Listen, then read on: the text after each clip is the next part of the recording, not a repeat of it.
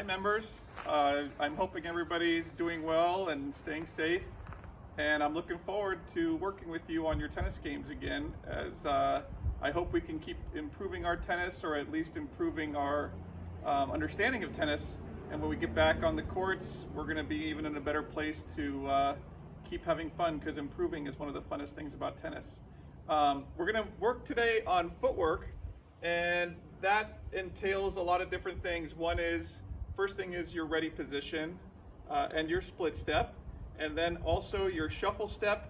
We're going to show you how to do some open and closed stance footwork, your recovery step, and just overall good footwork.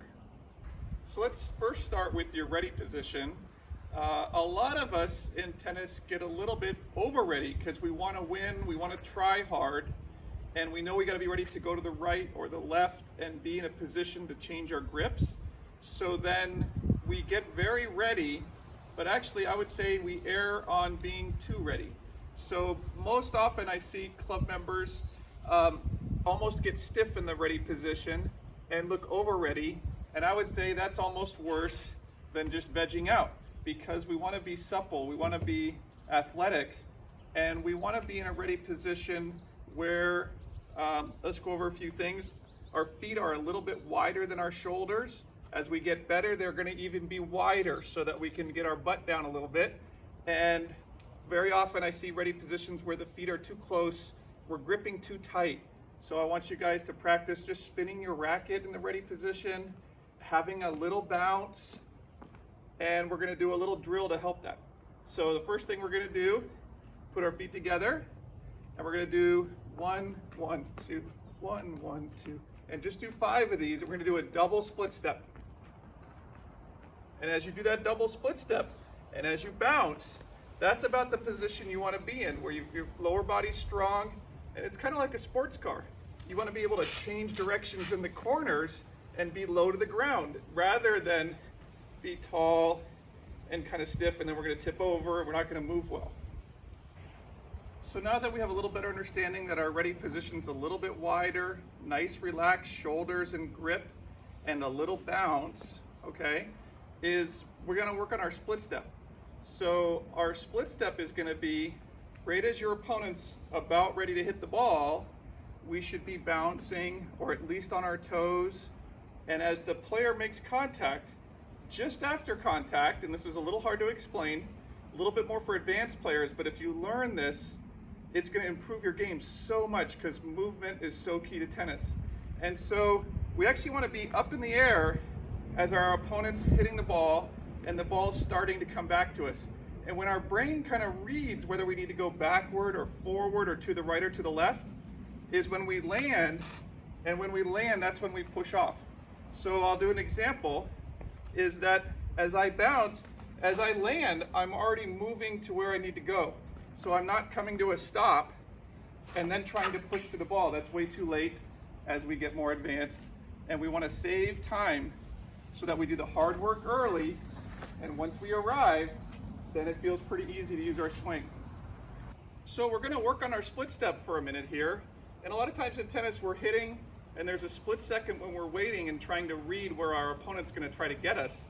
And while we're in that ready position with a little bounce, as we come down off that bounce, we want to land with our feet already facing where we're going to run, and we're pushing off our opposite leg. A drill to do that is get a little step platform, and as I land, come down kind of square at your opponent, and as we come down square, as I land, I'm already turning my feet and moving towards the direction of the ball, rather than just getting set and waiting and then going to the ball. So I'll go this way this time, and you'll notice I'm going to land with this foot just a split second, millisecond before my other foot. As I come down kind of level, I'm going to go boom, boom as I push off. So you can see that in terms of, that's how active we want our feet to be, is nice and balanced. I'll go this way.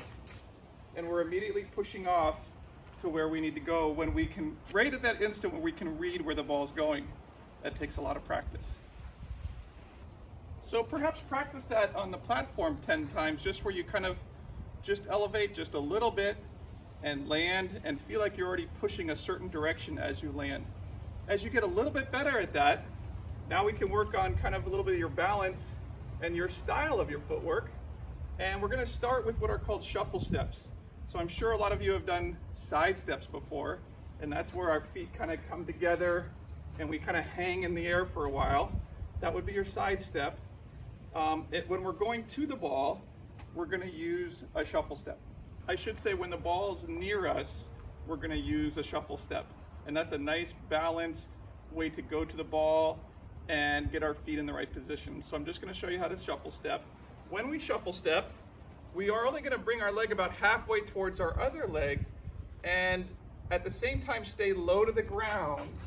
And so you can see that kind of shuffle step, and we want to stay low, light on our feet, move in rhythm, ba-ba, ba-ba, ba-ba, kind of that kind of style to it.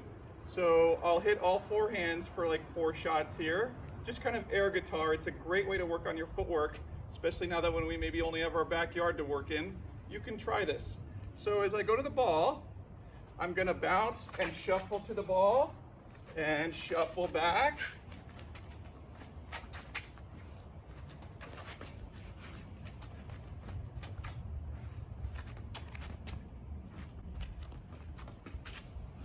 And so you can see there's nice balance and a very kind of unique rhythm to that takes a lot of practice, and it's something that's great to learn right now while we have a little break.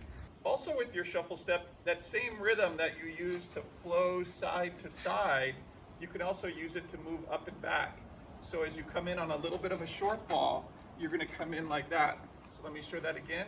You're going to come in with shuffle steps, load your feet, and then take your swing.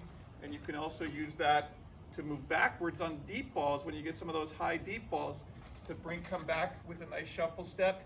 And sometimes when you got to go back quickly, we're going to do a running step and then land.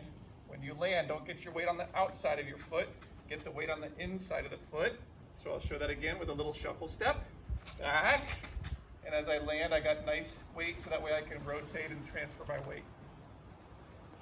When the ball's a little further away and not kind of within a few steps and it's a little bit out of rhythm, then we're going to run to the ball. Sometimes we might take little steps, sometimes we want to accelerate and take bigger steps, but the main thing there was our split step and pushing off and bounce back and push off and bounce back. And as we get better at that, the recovery becomes really important because it's called wrong footing in tennis. If I come back out of rhythm too fast, so if I hit a shot, come back too fast, I can't go back the other way. And that's when you get wrong footed. So we also need a nice rhythm and nice balance, and that's what we're going to work on now is your recovery step. So when we're talking about our recovery back to the middle of the court, we're going to use different styles for that as well. So let's say a ball's not too far away from the middle and I hit from here, then I can square up, do my nice kind of side step, get back to the court, and I'm bouncing in my ready position. So again, if I'm not too far away, I'm going to have a nice side step. However, if I get pulled a little wider, we're going to have a crossover step and then a side step. That's going to get us back to the middle a little faster, but we want to slow down when our opponent's about to hit. So we're going to move over, recovery step, and then side step. What I did there is cross over like a run. So I ran back and then got into a side step so I can go either direction. It's so important to have the ready for the grip change and be ready to go either way. Now some types of tennis, they're going to put a sharp angle. Probably usually going to take a little pace off and hit the ball with a very sharp angle that pulls you out of the court, singles or doubles. And when we do that, we're going to need to run. But again, the recovery step is a little bit different, so I want to show you that. So as we go for a sprint on a wide ball, we're going to come back like that. A lot of times you might have to do a double running step and then take a split step. So that would look like this. I come out, and notice a lot of times on the run you want to be open stance. If I take an extra step, that'll take me off the court too far. So as I hit here, I might even do a double run and then a split step. Finally, for our technique with our feet, I mentioned open stance there, and I just want to go over what that means. So if you're hitting a ball forehand or backhand, an open stance would mean my outside foot is the leg that's closer to the ball.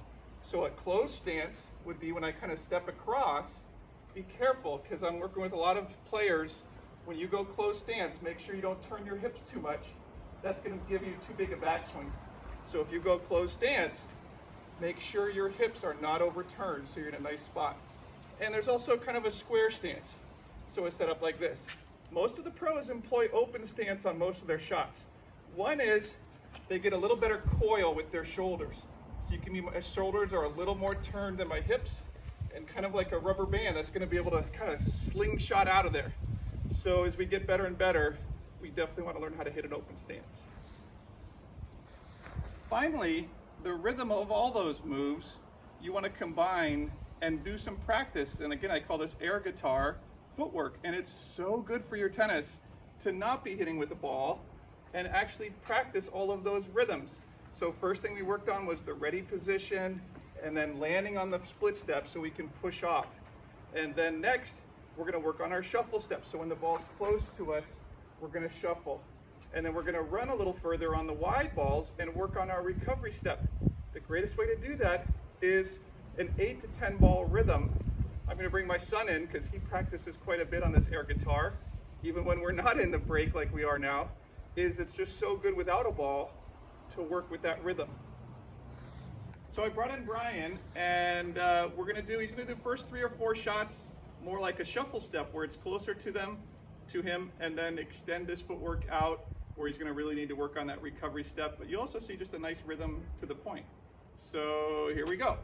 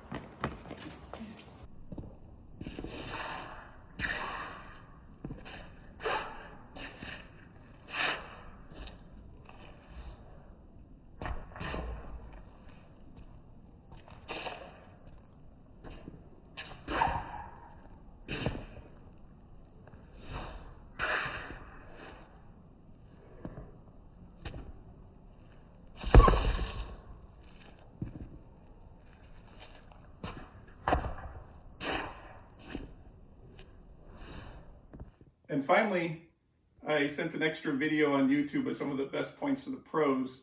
Alex Demonauer, you'll see, is the last 2 videos on that video. And I think the only person that's got better footwork, low to the ground and explosive is Rocky. So let's see if he can change direction fast. Here we go.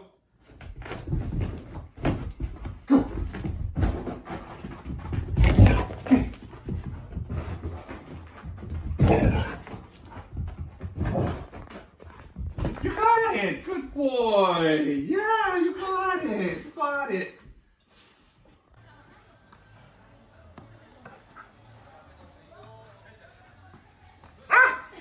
Ah!